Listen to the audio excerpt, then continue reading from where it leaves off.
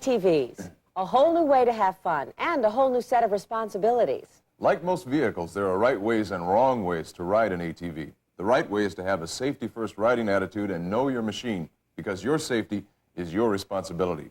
I'm Gary Holtz. And I'm Sandra Martin. We're delighted that you're getting into the exciting adventure of owning a 3- or 4-wheel ATV. And we hope that this program will give you a solid start in learning about riding your ATV. One point we want to make right up front. This program is not intended to serve as a course in ATV riding, but as a starter for owners. We want to make you aware of the basic principles involved and to give you a way to practice your riding skills. There is a course developed by the Specialty Vehicle Institute of America that covers many of the aspects of riding an ATV. More on that at the close of the program. SVIA also provides publications ranging from tips for riders to special booklets like Parents, Youngsters, and ATVs. Let's talk about you and your ATV. Before you climb onto an ATV, there's something very important that you must consider: your own body. In other words, riding an ATV is just like any other sport. In baseball, it's plastic helmets, sliding pads, chest protectors, and masks. In roller skating, you have to protect the wrists, knees, and elbows with pads, and the head with a helmet. Football has all sorts of protective equipment. And in swimming, there are goggles for the eyes. Every sport requires that you protect yourself against injury, and riding an ATV is no different. But don't think that protective equipment is only for protection against injury. It's also for your comfort in hot, cold, and wet weather to help you enjoy your ATV that much more. The most important of all protective gear is your helmet, because it protects your head, which, on some of us, is the most important part of the body. Make sure it fits snugly and fastens securely. We recommend a full face helmet like this one, plus goggles. Sunglasses won't do. They don't protect your eyes from dust and usually aren't shatter resistant. A good pair of gloves, good sturdy leather gloves, is another must. Any gloves are an improvement over bare hands, but the best gloves provide both protection and comfort. Look for gloves that have padding over the knuckles and are made for the environment you'll be riding in. If you're riding in the woods, for example, they should protect your hands from scratches. Your feet need protection as much as your hands. And the best foot protection is a pair of heavy, over-the-calf, off-road style leather boots. Any sturdy footwear that covers you up over the ankle is a help, but we always recommend boots. A lot of your control and comfort comes from having your feet securely in place on the footrest. Finally, it's best to wear long padded pants and a long-sleeve shirt to protect your skin from scratches. You see the theme here: being safe means you can have more fun. Now that you're ready, let's learn about riding an ATV. The first step in riding an ATV is knowing its controls. So the first trip you take should be a careful tour through the owner's manual. The owner's manual covers a lot about your ATV and how to use it. Study the manual carefully before riding and follow its instructions. Controls may differ depending on the make and the model. Controls on ATVs designed for kids may differ from those found on ATVs for adults.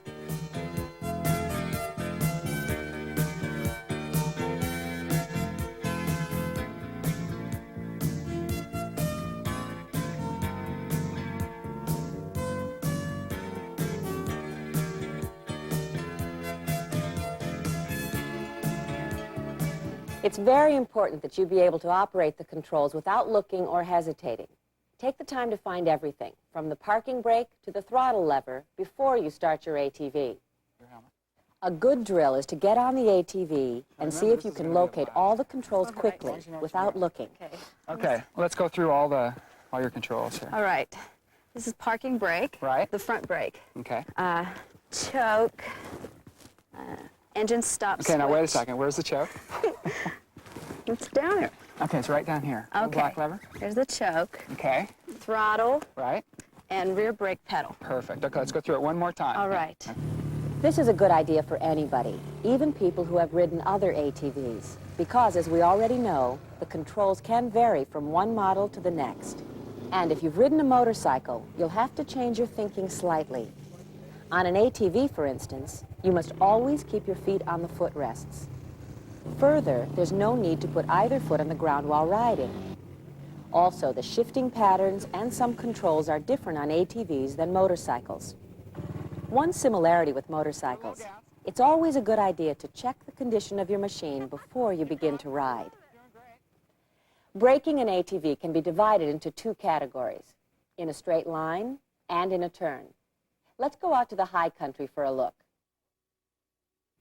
You must be able to put your ATV in gear, accelerate slowly and in control, shift gears smoothly, and come to a smooth, safe stop. So the first thing to practice is starting up and driving in a straight line. Get used to the feel of an ATV, the throttle, the steering, and the feeling of controlling it. Once you've learned how to make it go, you can practice using the brakes. The best way to learn and practice is to set up a course like this one. Set up two cones about 10 feet apart with a straight approach path of about 100 feet. Then, try a run in first gear. You drive straight up to the markers, slowing down before you get there, and coming to a smooth, non-skidding stop with your front wheel or wheels exactly between the markers. Do this several times until you can come to a halt right where you want. Now, start out in first, shift into second, then slow down before you get to the markers.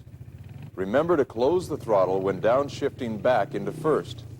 Come to a smooth stop with no skidding and your front end right between the markers. Now, braking in a turn is a little different. You drive up to the markers as before, but instead of stopping here, you make a slow, smooth turn to either side and stop at the second marker. You slow down and downshift as you pass through the markers and turn the handlebar gradually, trying for a smooth turn. Keep your feet on the footrests at all times, your head and eyes up, and look into the turn as you approach.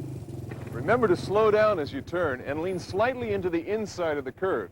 If you overshoot the mark or skid as you turn and stop, slow down sooner.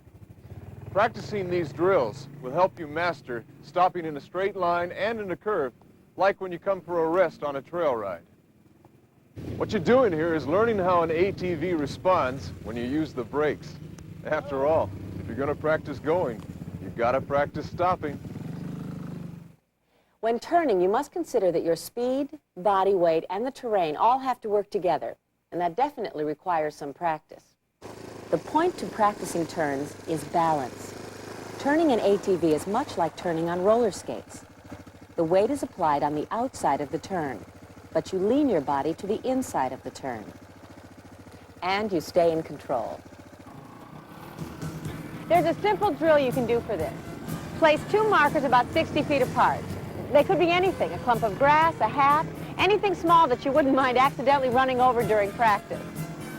Now, staying in first gear, ride around the outside of the markers in a smooth, large oval.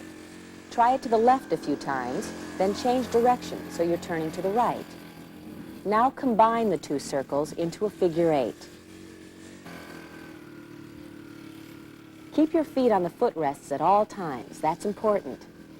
In fact, you control much of the ATV's maneuverability by changing weight on the footrests. Always look ahead into the turn. Slow down going in and gently accelerate coming out.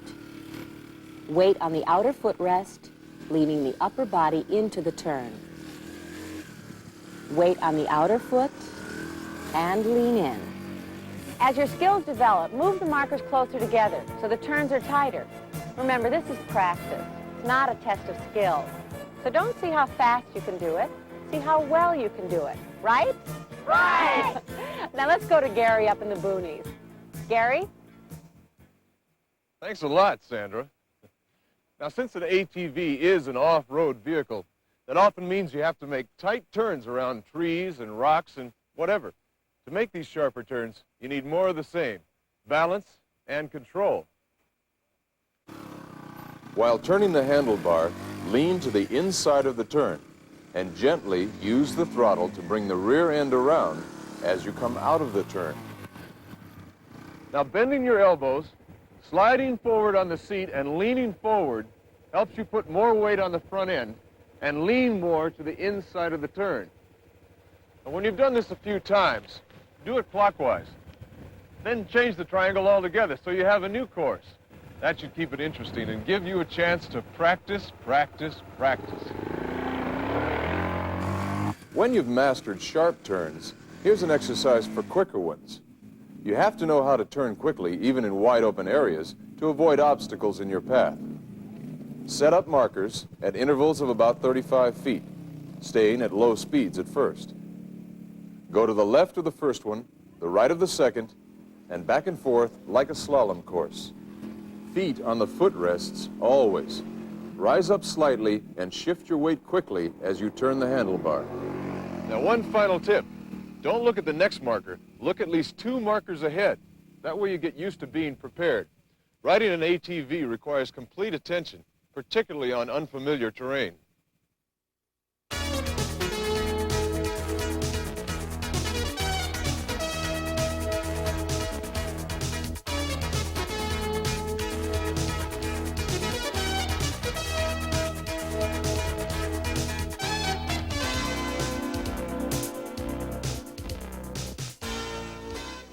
So it looks like the most important part of the turns is where your weight is. Well, it is important. And turning is a learned skill. You have to wait for your skills to develop. It takes practice. Well, you've probably realized by now that an ATV can be called rider active. That means that you can't just sit there, as in a car. Your body is an active part of the ride, such as when you shift your weight into a turn. That's one more reason why you never carry passengers. You need the room to move your body. An ATV is made for the rider only. Shifting your weight holds true for hills, too, whether you're going up or down. For this segment, we turn to SVIA Chief Instructor and Park Ranger Jordan Fisher-Smith. The first thing to consider about a hill is whether it's too steep.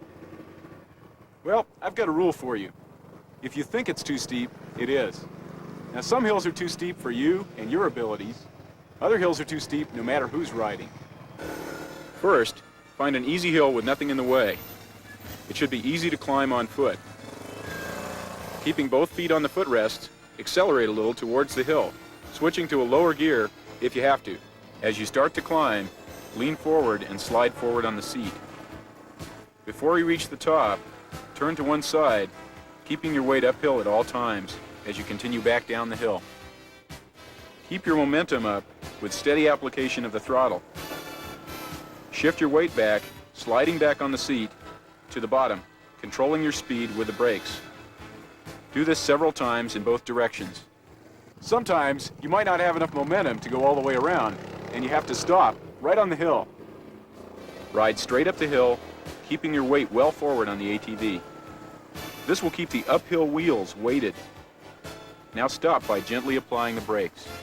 After coming to a complete stop, set the parking brake while continuing to lean uphill and get off to the left. If you can, drag the rear of the ATV around to the left, but don't stand directly downhill of your ATV. Always stand uphill of it and pull it toward you. Now, turn the handlebars to the right, step back on, and keep your weight uphill. Release the parking brake and ride downhill, controlling your speed with the brakes, as in the previous drill. If you can't pull it around, get off to the left after setting the parking brake. From that side, you can control the parking brake or clutch more easily. Okay, now, turn the handlebars all the way to the left. Release the parking brake and pump the front handbrake to let the ATV roll back around until it's sideways to the hill. Let the machine and gravity do the work. Now, turn the handlebar to the right and let the ATV roll forward until it is facing downhill, using the brakes again to control the roll. Next, reset the parking brake and get back on, keeping your weight well uphill.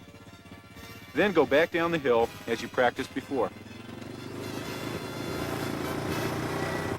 While you're at it, practice stopping going down the hill. Keep your weight back toward the hill, just like you lean into it when you're going up. Remember, we're not just practicing technique, we're practicing safety. One thing that isn't safe is riding on the road. Don't do it. These things aren't built for the street. When they call this an off-road vehicle, they're We really mean it. And remember, keep kids on kids' ATVs and always supervise youngsters. Ride safe now.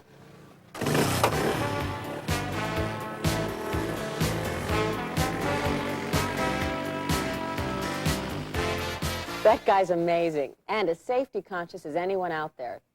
While we're speaking of hills, there are times when you'd want to traverse one or travel across its slope. This is the kind of hill you'd want to practice traversing. An easy slope with no obstructions. You should be able to ride across a slope without stalling or tipping the ATV. Accelerate as you approach, downshifting if necessary, turn to the left, and ride across, keeping both feet on the footrests. Now keep leaning into the hill. Then practice the same stuff, turning to the right. If your front wheel or wheels want to turn downhill while you're traversing, turn them slightly uphill to keep going straight across. Now, when you feel that you've mastered stops, traversing hills, and everything else that we've talked about to this point, try something new. Quick stops. This time, right up to the markers, keeping your front wheel straight, and don't apply the brakes until you're through them. Then stop as quickly as you can safely. The same goes with quick stops in a turn. Make the turn after passing through the two markers, but don't apply the brakes or downshift until you're right at the marker. Mark where you stop. Also make sure to lean to the inside of the turn to maintain balance. When you mastered it in second gear, try it in third. But again, stay within your capabilities. Now, if we practice that and all the other skills we've discussed today, then we've still got a lot to learn. Remember, this is just a starter for new owners, not a course in riding an ATV. That, incidentally, is provided by the SVIA, the Specialty Vehicle Institute of America. It's a day course taught coast to coast by certified instructors, and it really covers all the bases. Just call this toll-free number for more information, or just ask your friendly ATV dealer for a course near you. But there's one thing you can practice right from the beginning to make the ATV adventure safer and more fun for all of us. It's called the Code for Adventurers. It's mostly common sense, and it goes like this. Know your owner's manual. Always wear your helmet. Ride off-road only, never on roadways. Carry no passengers. Always supervise youngsters. Lend your ATV to skilled riders only. Remember, it's your ATV, so make sure they're a safe and an experienced rider. And don't let little kids ride machines that are too big for them to handle. Ride straight. No alcohol or other drugs. Get qualified training. Ride within your skills. Check your ATV before you ride. Protect your head, eyes, and body. Always ride with someone else, never alone. Respect riding area rules. Keep noise levels low. Preserve the environment. Be courteous to all you meet. That's the Adventurer's Code. And every day, millions of ATV riders who follow it are enjoying the fun of riding safely. You can too, if you take the time to train yourselves properly. This has been the ATV Rider's Guide to Safety. Enjoy yourselves. Have a good, safe time.